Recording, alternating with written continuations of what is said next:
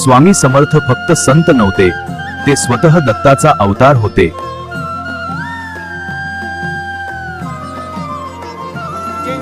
अक्कलकोटमध्ये प्रकट झालेले स्वामी समर्थ हे फक्त संत नव्हते, काहीतरी वेगळंच होतं.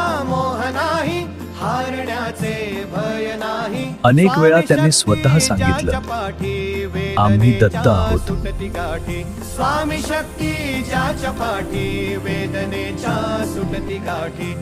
भक्तांना त्यांच्या रूपात स्वतः भगवान दत्तात्रेयांचे दर्शन व्हायचे.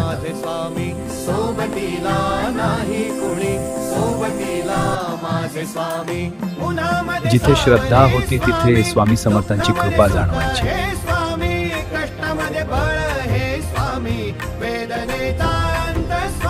भिवू नकोस, मी तुझ्या पाठीशी आहे.